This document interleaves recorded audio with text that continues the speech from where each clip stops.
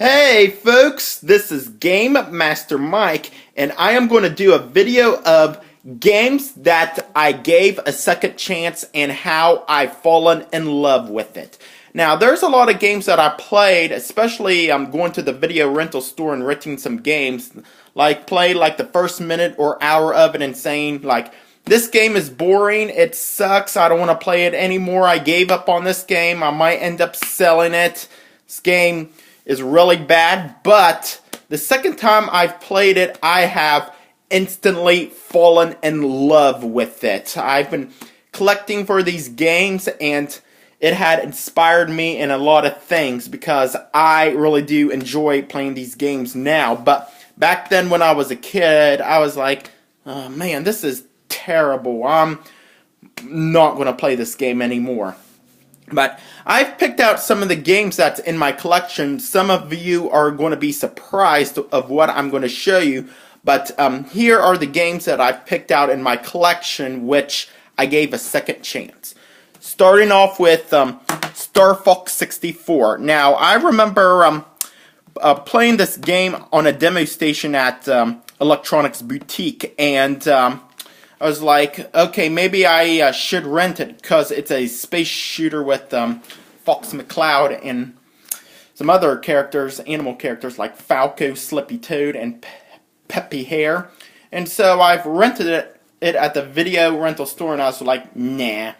So for a short time, I decided to buy this game again for the Nintendo 64, and I played it, and I've fallen in love with it. I've enjoyed it a lot. I love the characters. The story is pretty epic and amazing, so it is an amazing game for the Nintendo 64.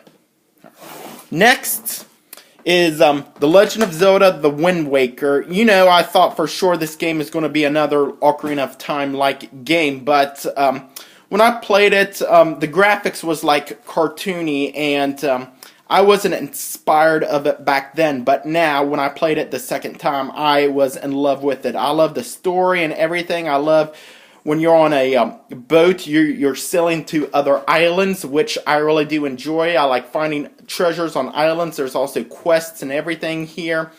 So if you have a GameCube, I suggest that you get this game. It is pretty amazing. You really do enjoy this like me. So I gave it a second chance that I really do love. Next is Resident Evil 4, one of my most favorite shooters out there.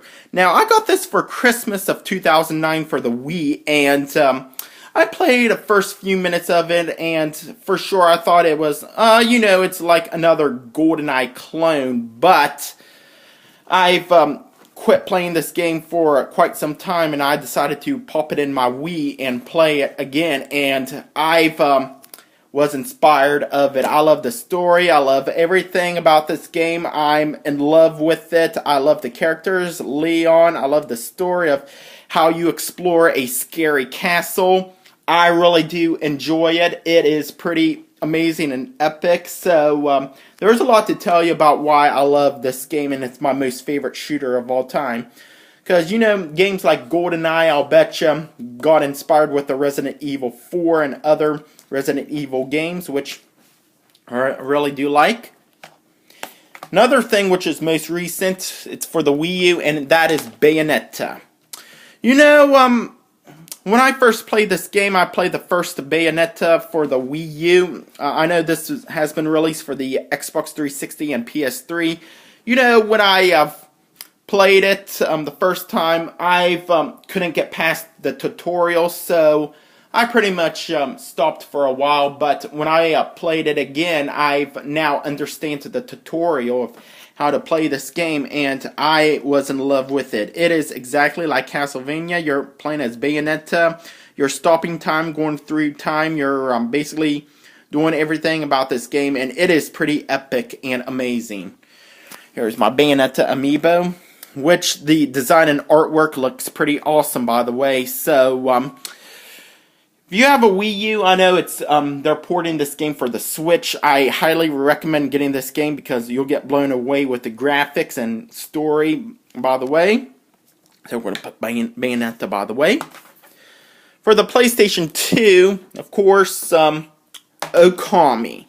I used to not like this game. I played an hour of it and I gave up on this game. You know, I immediately ended up selling it. I got this for Christmas in 2006, and pretty much this game, played a good hour. I don't know what ended up me up selling this game, but I remember playing a good hour on this. I know I got frustrated because I got stuck on something which I forget, and I just said I'm not going to play this game anymore. I'm just going to sell it. But I bought it for the Wii a few years later. I've played it and I've fallen in love with it. I've pretty much got the basics down. Remember that same scene I've got past and I knew what I was doing. It was probably something simple which I did not realize about that, so which made me gave up on this game and ended up selling it. But when I got knew what was I doing, I've pretty much fallen in love with it. This is probably one of my most favorite games out there of all time. I really do love the story, the graphics, the artwork. Everything about it is amazing. I really do love this game a lot. Now next for the PlayStation 1 is Final Fantasy VII. Now I bought Final Fantasy VIII before 7. You know, back in the day, Final Fantasy VIII looked realistic. Well, 7 looked like blocky, and I was like, wait a minute! How could these went from blocky graphics to realistic? And I just found out the PlayStation engine was young back then with the graphics. I'm guessing with 64-bit, they have to have it that way. So, much further in the game, I am falling in love with it. This is an awesome game, and I really do love the story about it. I really do like the character design and everything. I really do like the story. I hope the remake to this game comes out real soon. And finally, Middle-earth: Shadow of Mordor for the PlayStation 4. Now, this game was pretty difficult. I kept on losing. You know, every time you lose, the monsters get powerful, and you're playing like a sort of chess-like mini-game or something like that. So, I don't know the basics. So, I decided to play this game again, and I knew what was I doing. I remember passing through some hard things, going through it, and then I managed on beating the game, and it is pretty amazing. So you gotta know what you're doing before going through the epic story mode, because some of these games, like, I kind of mistaken myself to it. So there's something that you gotta give a second chance to, and then you'll end up falling in love with it.